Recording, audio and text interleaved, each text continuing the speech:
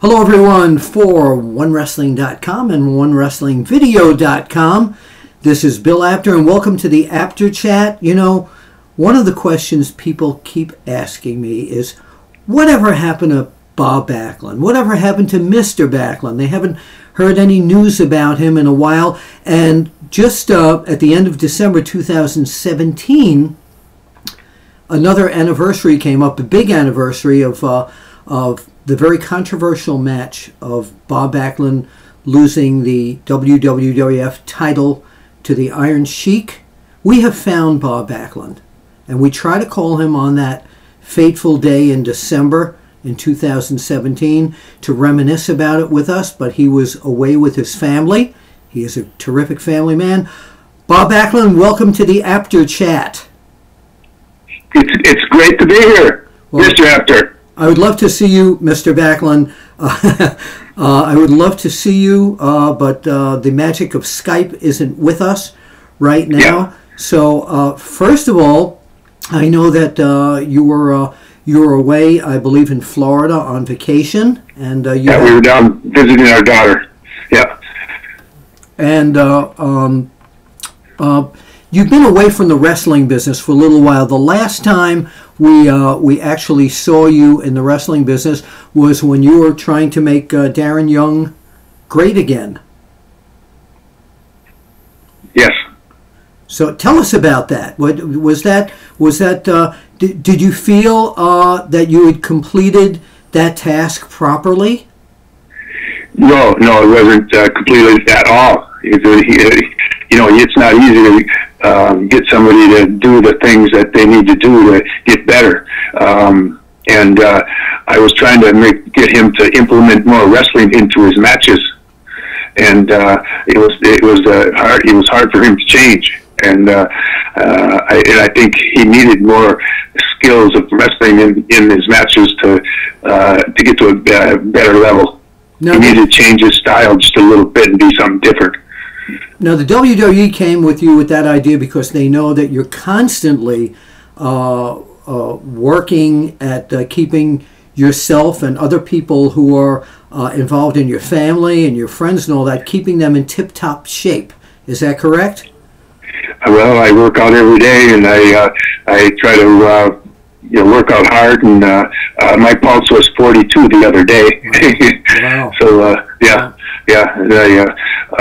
And I check things out and see how I'm doing, and I feel like a spring rooster. I feel like I might get back into business because I feel so darn good. Oh my! So wait a minute. Now that one of the questions I was going to ask you, in the event you do come back into the wrestling business, and you Mr.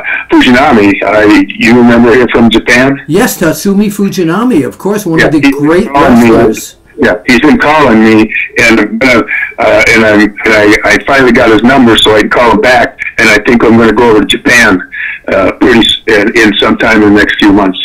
Now you were always wrestle him. Now you've wrestled him before, haven't you?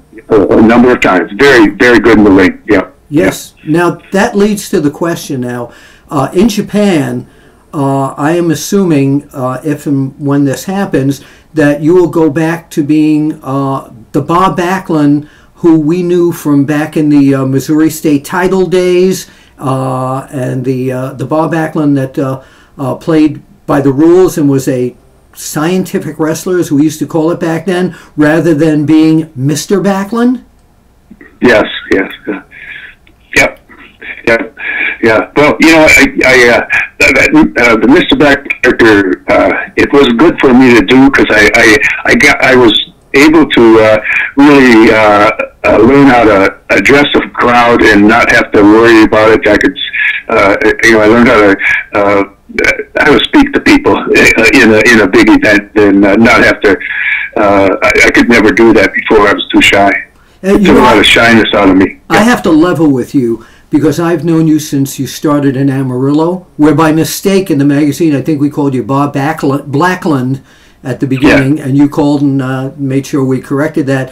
But all the days that I covered everything you did, you were just this nice polite guy from the Midwest. And then when I saw Mr. Backlund the first time, I was like, gee, I had no idea you had that in you.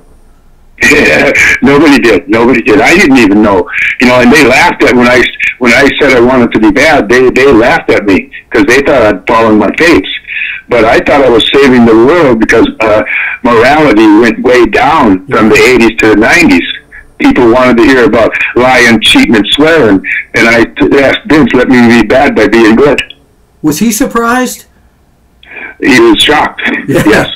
Because Yeah. I know when I told him that he said I could never, in his mind he was saying he could never turn into a heel. Yeah. And I know you didn't want to do that originally. The talk around the business, of course, was that, originally he had wanted you to change your ways, like we used to say in the magazines, and you said because of your fans, etc., you wouldn't do it, and you stayed away from WWE for quite a long time. Yeah, well, he wanted me in '84. He wanted me to turn into a heel and go against Hulk Hogan. Yeah. And I said, I have a daughter that's going to start school this year, and I won't do it. Yeah. And then I had other things where I was trying to be a role model for kids. I was having wrestling tournaments, and I was saying a lot of things and promising a lot of things about being a good person and doing the right things, and that meant a lot to me too. That was part of the reason too. But mainly our daughter. I didn't want her to have a problem in school. So how did you explain when Mr. Backlund became the new Bob Backlund? Yeah, how did I explain? How did you explain it to all the people that you didn't want to have that picture of you? Yeah. Well, you know what? I didn't really explain it. I was being me, but I was doing it in a weird way, and it was, I was very serious. Like people asked me if I went crazy, and I didn't. I was excited, and I thought I was trying to save the world. In my mind. your energy was amazing. I remember, I think it was like 2 years ago at the WWE Hall of Fame, you came out and you had one of the most unusual speeches I've ever heard there, but it was great. It was so entertaining, and people were looking forward to hearing what you have to say. Yeah. Well, I enjoy, and they wanted to write me a script, but I said, if you write a script, it'll be a disaster. No, that's not you. I'll go. Yeah, and I didn't 5 minutes before, I didn't know what the heck I was going to say. So before we go on to what you're doing today, I've always had this question that now that I've got you on the Apter chat that I can get an answer for. 2 of your title matches when you had the WWF title was shrouded in controversy. Of course, the one with the Iron Sheik, where Arnold Skolin threw the towel in, and then when you won the title, Billy Graham had his foot on the rope. So do you ever think about those 2 times that neither of them really were a clear-cut situation? Well, there was a lot of things that were not clear-cut in the business. Billy Graham won by having his foot on the rope. He beat Bruno Sammartino with his foot on the rope. I was there. So, things happen in the business. That's the way it goes. I didn't, the Iron Sheik, he's a tough guy. He's a good wrestler, amateur wrestler, yes. And, he just, that was his time. It was his place, and he took over for a month. Yeah. So, but in storyline fashion, were you upset that Arnold Skolin threw the towel in? Yeah, I did I put him into crossface chicken wing later on. Right. Because of that, but that's business. I don't get mad at I don't get mad at people. No, but you get even, obviously. Yeah. I don't let that bother me. I live my life. I have my family. I have my daughter, and I love her. My wife, I love her. My family is the most important thing. And, as long as they're happy and we're doing okay, I'm as jolly as whatever. Yeah.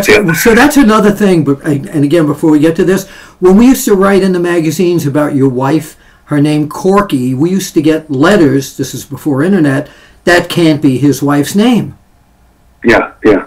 It is. Well, yeah, it is her name, but it's not her legal name is Corrine. Okay, all right. All right. I just wanted to clear that up because sometimes at the conventions, people come over to me and say, why did you call this one this or this one that? So now we've put that one to rest. So now let's get to what you're doing to I'm going to use the old term, earn a living these days. Yeah, yeah. You want to know what I'm doing to earn a living? Yes. Yeah. What are you doing? Well, you know what? I have a book come out. I had a book come out about a year and a half ago. It's a book about my life, and it's a book about things that I learned to be successful. And I'm on a mission to inspire as many people as I can for the rest of my life. I sold the oil business that I had because I wanted to kind of do or mirror what Jack LaLanne used to do. He used to have a blender, and I got a book that's it's a great read. People have liked it a lot. I love it. I love it. I learned 6 principles from high school wrestling that made me successful in 2 different colleges, and I was able to conquer the wrestling business because of that. That's great. And I'm out there trying to hand those things down to other younger people. I shouldn't say younger, but it's never too late to do something a little different or to improve your lifestyle. I loved your book. I loved your book. I read it twice. It was very inspiring. I learned a lot about you that I thought I knew, but I didn't know. And that book is still available in bookstores and Amazon.com. Yeah, and I go around. I'm having, I go and have book signings all over the country. I've been out in Minnesota, and I've been out in South Dakota and St. Louis, and I've had a heck of it. I enjoy it, and I just know that some people say, "What's the value of the book?" And I say, if you get this book, there's things in it that could help you. It's priceless to learn something that could help you make you successful. Yes, absolutely. And it's priceless. You can't put a price on it. I'd say $100, but the book's not worth nothing. And I tell people, if you just want to sit and read the book, I don't really want you to buy it. I want you to study this book and learn from it and get better from it. Especially for younger people, kids about coming into high school and elementary school. And, I want to be a role model for everybody. Yeah, that's great. I'm glad you still have the heart for that. Now, one of the things you mentioned is that with all this traveling, I'm going to bring up a place where fans on the East Coast will be able to meet you, speak to you, have photos taken, get your book, and learn so much from you. But if I remember correctly, even if you get a book signing in California and you live in Connecticut, you drive all the way, don't you? Yeah, well, I drive a lot, but I would be driving, but I would be stopping on places on the way out there. Yeah, yeah. Like if I was going to have a book signing in L.A., I'd stop in St. Louis and have a book signing. Sure. I'd stop in Faith, South Dakota to have a book signing, and then I'd have a path to get there, so I wouldn't be just driving straight through. Well, there's one town coming up that is an easy drive, and you might not even have to sleep over. And I got a press release from our good friend who's in the martial arts business, Joe Saladino, and yes. yeah, and I want to read this press release here. On January 26th, 27th, 28th, 2018, at the Tropicana Hotel and Casino in Atlantic City, New Jersey, which, by the way, is my favorite hotel in Atlantic City, because when my wife and I were dating, that's where we went, and I used to shoot boxing there all the time too. Okay, yeah. Mr. Bob Backlund will be at the world's largest group of martial artists, health, fitness, and martial arts people at the Super Show. There will be superstars, film and combat celebrities, and renowned masters from around the world will gather to meet, greet, and share with tens of thousands who congregate from around the globe in Atlantic City for what has been coined the Academy Awards of Martial Arts. Now, he also added in this press release, with over 12,000 plus in attendance at the banquet alone. This combined event is listed as both the largest single banquet dinner gala in Atlantic City and the world's largest assembly of celebrities, champions, suppliers, and movers and shakers in martial arts. There are seminars being offered by many well-known experts, and there will be a jiu-jitsu, karate tournament, and much, much more. And fans, the URL, if you'd like to go there, is www.hohmega.com. It's right there on the screen. And you and several other wrestlers will be there. But tell us how this happened for you, Bob, because this is not the first one of the Martial Arts Super Show that you've been at, correct? Yeah, I've been at one before, and it had been a while since I did that, and I thought maybe they didn't like me or they didn't want me to come back, but I was very happy that they called and wanted me to come back, and because I had a good time. I just didn't know them very well, but I gotten to know Alan Goldberg and Joe Saladino. Joe Saladino, and they're great people, and when they do something, they do it right. Yeah. They do it right. It's going to be good. It's going to be a great time. We're going to have fun there. I'm going to give a talk. I'm going to have book signings. I'm going to meet as many people as I can. I'm going to try to go around to all the tables and during the meal and shake hands and let them ask me questions. I'm just going to try to do as much as I can as far as meeting people and talking to them about health and fitness and and maybe about the business a little bit. Which is a big part of our lives. Yes. It's going to be so much fun there because I know it's going to be all first class. Well, I know, and also there's a Goldberg involved in this, correct? Right? Yes, yeah, Alan Goldberg. And could you tell us something about Alan? Well, he's one of the best martial arts people in the world, and he leads it, he runs it, and he's a great model for people in that business, and he loves the martial arts, and he lives and eats it. Okay. He's at it every day, and he's a very determined, driven, hard-working man. That's great. Thank you, Bob. So on January 26th, 27th, 28th, 2018, at the Tropicana Hotel, www.hohmega.com. And before we leave, Bob, would you like to leave, could we ask Mr. Backlund to come in for a moment and say something to his fans? At a time. Thank you, sir. Bill Apter with Bob and Mr. Backlund right here on the Apter Chat. We'll see you at the Tropicana Hotel, and we'll see you at the matches.